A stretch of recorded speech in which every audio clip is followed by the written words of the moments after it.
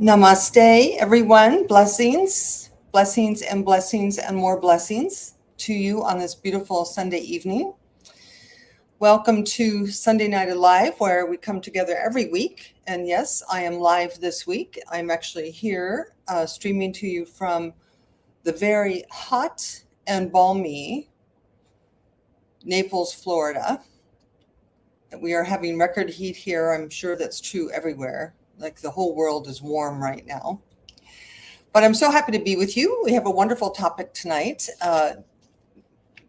We come here together to explore spiritual perspectives, to explore ideas and spiritual philosophy in order to really determine and discern for ourselves how we can live more loving lives, more peaceful lives, more lives of deeper connection with each other and the world around us. So if you're here with me, please say hello. Hi, David. Nice to see you again. Please just check in so I know that I'm not here talking to myself on this beautiful day. We had a wonderful time at the Unity Church in Naples today. It was a glorious service.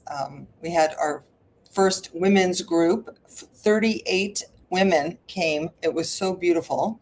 So who knows where that will go. If you're streaming with me live for the first time and we've not met yet, my name is Reverend Denise Schubert. I'm an ordained religious science minister, and I am currently serving the community at Unity in Naples, Florida, and continuing to stream live with you on Sunday nights. Indeed, 38. So let me speak a word of blessing, and then we will kind of dive into our topic tonight, which is, are you a noun or are you a verb? And what difference does it make? And it makes, I hope you will see by the time we are done here, that it makes a huge amount of difference, whether you regard yourself as a noun or a verb. So just join me for a moment as we let go of our day so that we can arrive here together, happy, joyful to be connected, to be arriving here.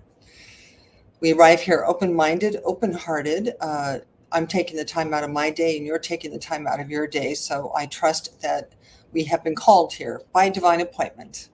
And so I just bless our time together, knowing that there is, we surrender ourselves to the infinite intelligence that governs this universe, that we relax into this love that cradles us all, that cradles the entirety of creation, and that we simply just take this time to breathe and to be.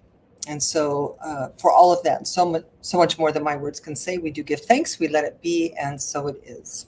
Amen. Amen. So our topic tonight is, so I've decided that what I'm going to do is I'm doing a new Thursday night service at Unity called Spiritual Perspectives.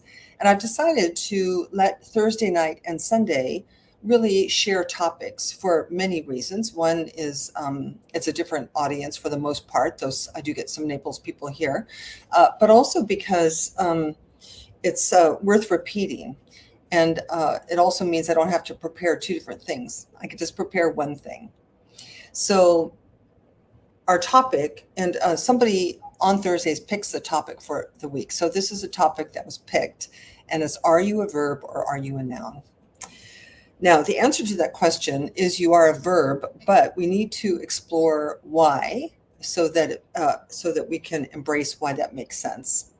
Now let's look at what a noun is, because in general, we live in a noun-based universe. We think of ourselves as things or names. So a noun, the definition of a noun is a word that denotes a person, place, or thing, something that is.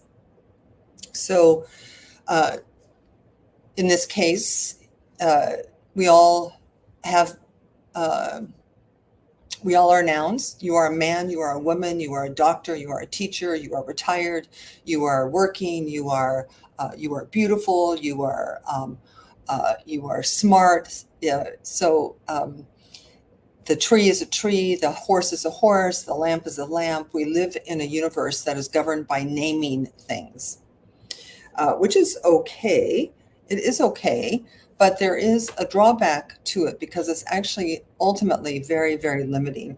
I want to read to you a piece from Dead-Eye Dick by Kurt Vonnegut, and which he says, I'm going to read it to you. He says, "To the as yet unborn, to all innocent wisps of undifferentiated nothingness, watch out for life." I like the warning, watch out for life. He says, "I have caught life. I have come down with life. I was a wisp of undifferentiated nothingness, and then a little peephole opened up quite suddenly. Light and sound poured in. Voices began to describe me and my surroundings. Nothing, they said, could be appealed. They said I was a boy named Rudolph, and that was that. They said the year was 1932, and that was that. They said I was in Midland City, Ohio, and that was that. They never shut up," he says. "Year after year after year after year, they piled deep detail upon detail, and they still do." He says, "Do you know what they say now? They say the year is 1982, and I am 50 years old. Blah, blah, blah, blah, blah." So that's from Dead-Eye Dick. So the issue is, from birth, we have been described. We've been describing ourselves. People have described us. Some people described us as smart. Some people described us as stupid. Some people described us as happy. Some people described us as homely. Some people described us, but description after description. And this is just all the people around us. We then have ourselves. What do we say about ourselves? We describe ourselves as if we were a thing, as if we were like a tree. But that's really not true, because you are very, very different than you were when you were 1 year old. And you're very, very different than you were 5 years ago, that you are not the same. And we're not destined to be the same. We're destined to change. Now,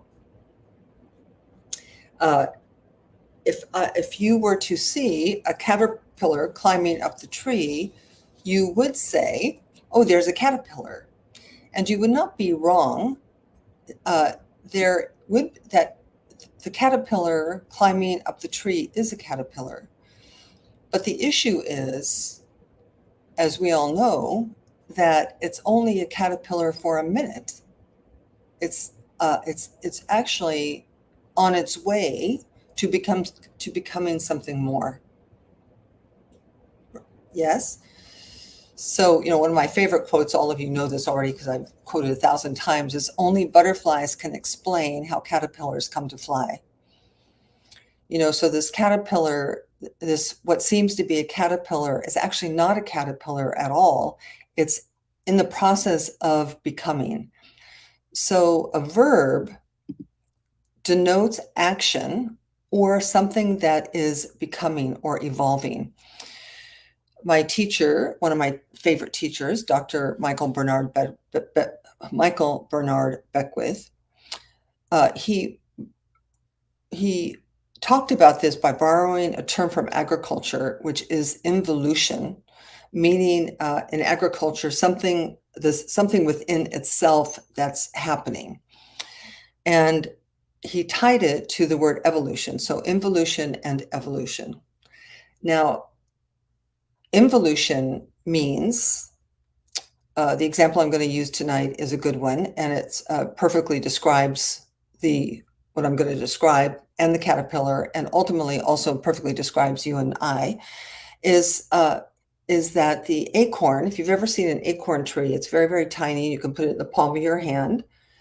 And within that acorn, involute within that acorn, is everything that's necessary for that acorn to become an oak tree. That nothing is missing, nothing needs to be gotten, nothing needs to be added, nothing needs to be found or discovered. The oak tree lives in its fullness within the acorn. The butterfly lives within its fullness within the caterpillar. So Jean Houston is a woman, Dr. Jean Houston is an anthropologist. She's one of the leaders in the human potential movement. She's now quite old. I think she's in her late 80s. But she wrote a book called The Possible Human. And she says, I want to share with you a beautiful quote. She says, "You are not an encapsulated bag of skin dragging around a dreary little ego, ... You are an evolutionary wonder, a trillion cells singing together in a vast choral, an organism, an environment, a symbiosis of cell and soul." And it's such a beautiful idea and a beautiful way of articulating who we are when we look at ourselves as we might look at the caterpillar and as we might look at the oak tree, because you are just like the oak tree, that the moment you decided to incarnate into this human body, which happened in some glorious moment between two people somewhere, and it might have looked like it was all human, but it was really all very divine. And everything that you are is contained within you from day one. And we're so trained, we are so indoctrinated, we are so domesticated to think, one, that we're not enough, but also that we have to go do something. We have to get something. We have to find something. We need to get smarter. We need to read more books. We have to get an education. We have to get approval.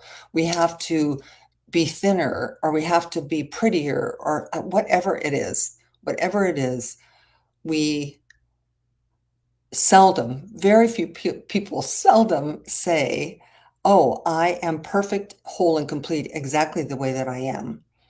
But the truth is that there is within you already present everything you need to become. And you are becoming. You have always been becoming. You are always in motion, shifting, changing, becoming different. Now, it's important in our world, this isn't just about you and me. It's important in our world that we actually embrace this idea of changing, the possibility of change, because the world needs us to become what we were meant to be. You know, the acorn, the oak tree. Now, let me back up for a moment. The acorn and the oak tree, also the caterpillar and the butterfly, also you and I, the environment plays a huge role, because obviously if the acorn's planted in the ground and then a chipmunk comes and eats it, it's not going to become an oak tree because it got eaten by a chipmunk. You know, or if you plant a carrot seed and there's no rain or sunshine, the carrot seed is not going to grow. So obviously environment plays a huge role in evolution, as it does with us. And for most of us, we didn't really have, we have to take responsibility for our own becoming, because our environment mostly doesn't support us becoming oak trees, right? I mean, we hear it in sayings. People say, well, people don't change. Nothing really changes. People are who they are. I know you, have known you since you were 5, so I know exactly how you think. And we believe this, which then thwarts our capacity to change, to become different, to become more loving, to become kind, to shift out of our careers dictated to us by our culture or family into careers that fill or feed our soul. So, but let's assume that the environment is good, right? Let's assume that And it certainly can be good now because now we're adults and we have the capacity and the responsibility and the privilege to create our own environments, right? We can actually make sure we get the sunshine and the rain that we need in order to grow in the direction that we are meant to grow in.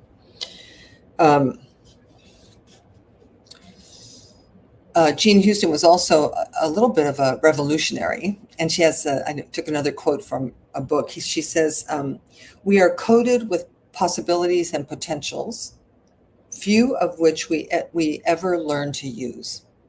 So she's really. I was saying what she said is that we are encoded. It comes with us, potential and possibilities. Most of us never find them or think they're there or know how to bring them forward. She says, living on so narrow a track has brought frustration and misery, shadows of hate, and the threat of apocalypse. And she's talking here now about the state of our planet, the state of our relations, the state of our environment. She says, for we are suffering from an ecological catastrophe that comes from a gross overuse of the outer world and a terrible underuse of the inner world. So that's because we believe ourselves to be things. So we keep looking outside of ourselves to satisfy, to buoy ourselves, to figure out who we are. And the whole while we're underusing what's already always inside of it. She says this, she quoted this beautiful quote from the Gospel of Thomas, which is a gospel that was found many years after the original Bible texts were found, where in this text, Jesus said, if you bring forth what is within you, what you bring forth will save you. If you do not bring forth what is within you, what you do not bring forth will destroy you. This is a beautiful quote, which simply says that everything you could possibly need or want, everything that you can possibly hope to be, is already in you, exactly like the oak trees and the acorn. Exactly. And that your inherent brilliance, we can see it very easily in other people. We can see it in the Beethovens and the Buddhas. We can see it in Martin Luther King. We can see it in the Dalai Lama, Thich Nhat Hanh. We can see it even in Oprah Winfrey. We can see that these people are extraordinary people, that they have brought forth something that contributed to the whole, something that uplifted humanity. They are absolutely no different than you and I, no different than you and me. They are just normal people who have, through either grace or seeking or answering the call or just allowing, or maybe they had great environments. I was on Thursday, I was talking about how, my parents would have never said, oh, look at this little darling. Look at this little acorn. She's going to become this magnificent creature to benefit the world.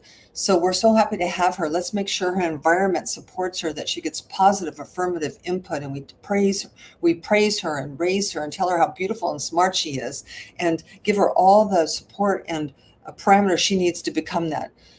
My parents never did that. They were not. We're not at that level of consciousness yet, though it is changing.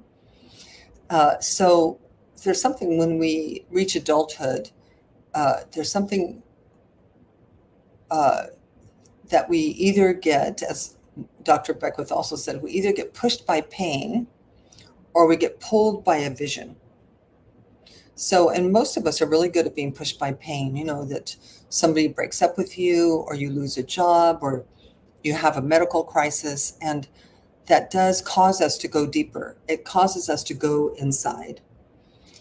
And that going inside process, even though at the time when you're doing it kind of sucks, the truth is that it's necessary for most of us to wake up, to actually wake up and begin to soul search. Why am I here? Who am I? Am I really, am I really Denise? Am I really 72-year-old Denise this? Is that all that I am? In nature, uh, nature doesn't ask those questions. The acorn, I'm pretty sure, doesn't say, oh, who am I? Why am I here?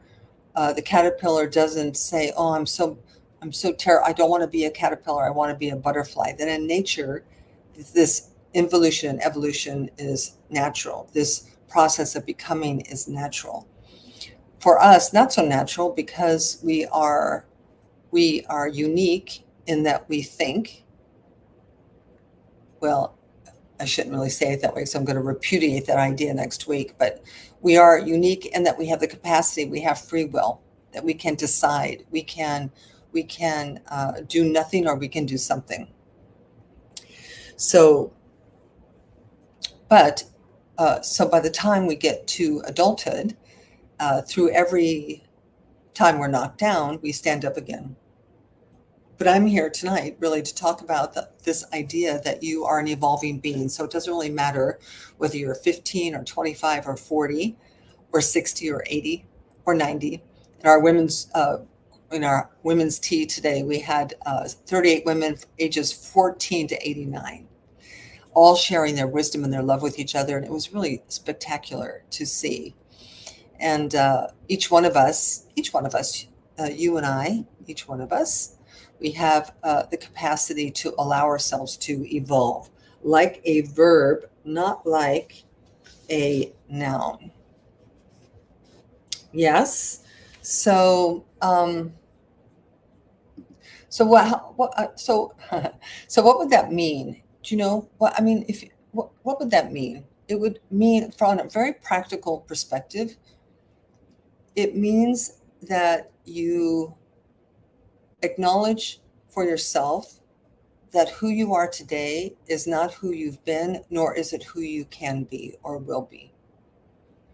So it doesn't matter what you've thought up until this moment. It doesn't matter where you've been stuck or not stuck. It doesn't matter what your current circumstances are, that the realm of possibilities exists in your acknowledging that that there's always more. There's always more growth, always more shift, always more change. There's always more life. That a part of our fundamental understandings as New Thought spiritual philosophers is this idea that we are unique and individualized expressions of life, that we have incarnated into these bodies for a brief period of time for our own reasons. And all those reasons would have to be love and growth. But we chose. So therefore, the laying down of the body, and because, listen, everybody lays down the body. It doesn't matter whether some people lay it down at 90 or 100. Some people leave the body at 60. Some people at 40. Some people still in the womb.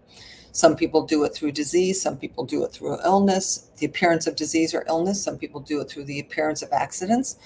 But that nobody gets out of this life with the body intact. But I am pretty sure, and of course, we have to lean into our intuition in conversations such as this, because there's not a whole lot of proof, but I am pretty sure for myself, and that I believe wholeheartedly for myself, that the consciousness that's occupying this body is eternal. There is an ongoingness, like the becoming of the oak tree is for eternity, not for this lifetime. My sister joined me on Thursday at Unity this week, and she was commenting, and she had made a very nice, lovely comment that we have to appreciate along the way where we land with our identities. So when you go to school and you become a doctor, you don't want to reject the description of yourself as a doctor because it's good. When you're a doctor, you want to be the best doctor you can be, but can we simultaneously not get stuck in the identity we've created for ourselves? Because remember that getting stuck limits the potential and the possibility of the ongoing growth of the oak tree. Like, what would happen if the acorn, when it was a little sapling this big growing out of the ground, said, "Oh, I'm so happy to be this. This is all I'll ever be. I'm never going to be any more than this, and I'm so happy." Or, "I'm never going to be any more than this, and I'm so unhappy." No, because because in truth, it's everything is evolving. Everything is becoming. I even think this is a little radical, so don't get rattled. I even think that in the spiritual depths of my soul, that even God is evolving as us, that it's not like God plopped us onto earth and then went like this and said, "Well, have at it, guys. Let's see what you do." I think way deeper than that is we are the body of God. We, the whole of creation, and that we are the whole of creation as the spiritual universe is evolving in consciousness. And this is not that radical when you think that at one time humans were here, but they didn't know about electricity, or humans were here and they didn't know about thermodynamics. We didn't have airplanes, televisions, uh, radios, telephones. We didn't know. We're just now beginning to understand the power of thought. We're just now beginning to understand the spiritual principles now that we're kind of getting down the physical ones. Though with artificial intelligence, who even knows where this is going to go, right? Who knows? That the evolution is so extraordinary of human beings. All of technology, all of it has been last 200 years, all of it. So it's really quite an amazing thing when we think of ourselves as always like being in an ever moving onward, forward motion. So my invitation to you is to, this is a kind of a little bit of an intellectual topic, right? Kind of academic in some ways, but we can take it into our hearts where we just see where you can let go of an identity that no longer serves you. You can let go of this and any idea that you are done growing, that you're done becoming something brand new. I mean, I have a beautiful sitting right over there on a dresser. It says, somebody made it for me when I started going to Africa and I became so radically different for a while. And it literally says, "Wake up different," which is the invitation that we can change. We can become, there's no time like now to become who we really are. And to realize that even when you become that next, there's still more. Then you could become who you really are again. And then you could become who you really are again. These, I mean, can you imagine this quote that I love about butterflies? It's such a beautiful quote because if you were to if you were to talk to a caterpillar about its future, it would laugh at you and tell you that you were friggin' crazy, because it's just sitting as this little furry creature and it's munching its way through life, just having a good old time. It's got its friends and it's eating and eating. And if you said, "Oh, one day, Miss Caterpillar, you're going to be flying above the earth. You are going to be so beautiful." And the caterpillar would just laugh and say, "You're out of your mind." And then something in the caterpillar compels it. It is compelled to wrap itself in a cocoon that it makes so that it can dissolve the body that it's always known and loved to emerge as this beautiful flying thing. But the caterpillar can never talk about that. Only the butterfly can talk about that. Only the oak tree can talk about the process of becoming. The acorn doesn't have the capacity to know its own evolution. So all you and I can do is all we can do in this conversation is to create an open space to entertain the idea that there is a glorious, transcendent more yet to come. And you may not know what that is, but you can know that it's coming, different than the caterpillar or the acorn. The caterpillar, the caterpillar and the acorn have no capacity to thwart their own evolution. Only humans have the capacity, when God comes knocking on our door, inviting us into a higher yet to be, we're the only ones who can say no. And we do. We say, oh no, no, I'm not going to do that. Remember, people come to me and say, well, Reverend Denise, what do I need to do to become a better, more loving, healthier, more vibrant human being? Oh, it's easy. Just quit smoking. Oh, no, not that. What else can I do? Tell me what else I can do. It's like, okay, all right. How about you change jobs into a job you really love? Oh, no, I can't do that. What about my 401k? No. Tell me something else. So we have to get skillful at allowing our intuition, our divine discontents, that still small voice within us, the thing that says, I'm unhappy. We have to get very good at being obedient to it, because it's trying to direct us into our growth. Another quote I've said often, if you've been with me for a while, is Steve Jobs, who said, I wake up every morning and I look into the mirror and I ask myself, am I excited to be going out into the world to do what I'm about to do today? And he says, if when I ask that question, the answer is no, too many days in a row, I know I need to change something. And so it is with us. So keep looking for the yes, keep making space for growth and evolving.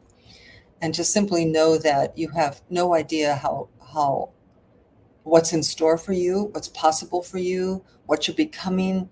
Do not make up stories about your future.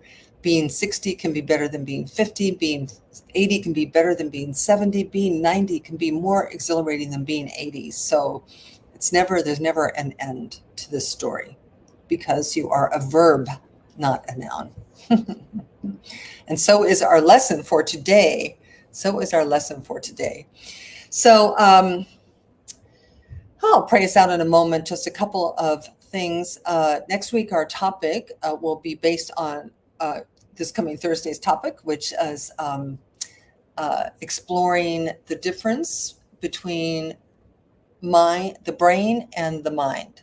How are they the same and how are they different? And what does it matter to explore that anyway? Like, who cares? But you care. We want to know the answer to that question, because you are all philosophers yourself.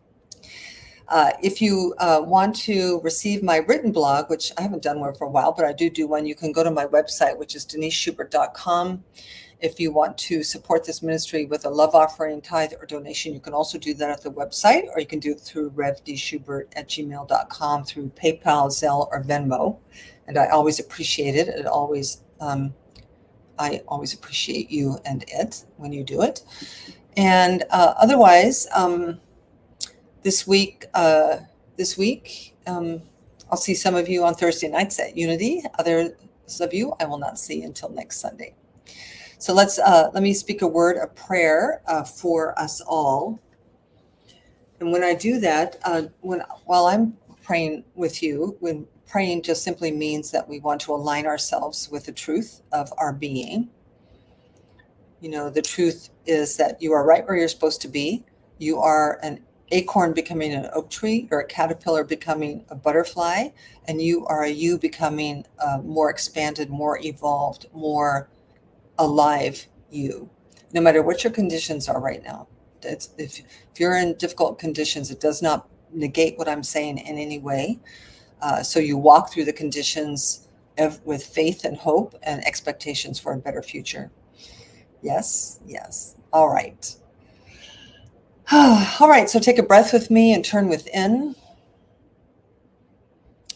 As Jean Houston said, we spend too much time on the outside and not enough time on the inside. We overuse the externals and we underuse the internals. And so we turn within so that we can begin to let loose the splendor inside of us, the glory inside of us, the wisdom inside of us, the intelligence inside of us. We just have tapped so little into what's actually in this storehouse of good inside of us. And so as we turn within, we start by recognizing that we did not make ourselves. You did not make you. I did not make me. That we may not know exactly what it is, but we do know that we did not make ourselves. And so I call whatever did make us the infinite wisdom and intelligence of the universe. I call it God. I call it Allah. I call it the Atman presence. I call it nature. I call it the quantum field of infinite possibilities. Call it whatever you want to. But we know that it's intelligent, and we know that it's beauty, and we know that it's whole and perfect, and we know that it's an evolutionary process. And so I know that the fullness of this life I'm calling God is within me, and it's within you. It cannot split itself. So we are connected. We are one. We are the body of God. Every tree, every human, every animal, every insect, every star. We are a unified whole, a universe, not a diverse, a universe. And so it's from that place that I just simply speak a word of blessing upon us, simply calling forth from each and every one of us this the environment which supports our becoming everything we are here to become, that supports our expressing everything we're here to express, that we let go of any false interpretations of ourselves. We let go of any lies we've told about ourselves, any lies anybody's ever told about us, that we embrace in this moment that we might have been mistaken in the past, but now we're awake and we know that we are the architects of our future, that we are the environmentalists of our own becoming. And so I'm just so grateful. I'm so grateful that this is true, that we're not stuck with the diagnosis. We're not stuck with the accident. We're not stuck with age. We're not stuck with the job. We're not stuck anywhere. That we can get ourselves unstuck through the power of our intention and commitment anytime that we want. So I want this for us all sooner rather than later. And so I'm so grateful for our time together, for the few minutes just to remember, and to simply bless each one as we go about the rest of our evening and our week, allowing miracles to reveal themselves, allowing the synchronicity of the universe to reveal itself, and to being obedient to that still small voice within us. We let our insides out this week, and it is good. And so for all of this and so much more, I'm grateful. We let this time tonight on Sunday Night Alive be complete. And until next time, we let, in gratitude, we say together, and so it is. Amen. All right, beloveds. Well, that is a wrap for tonight's Sunday Night Alive, and I will see you next week at same time, same place. Peace and blessings.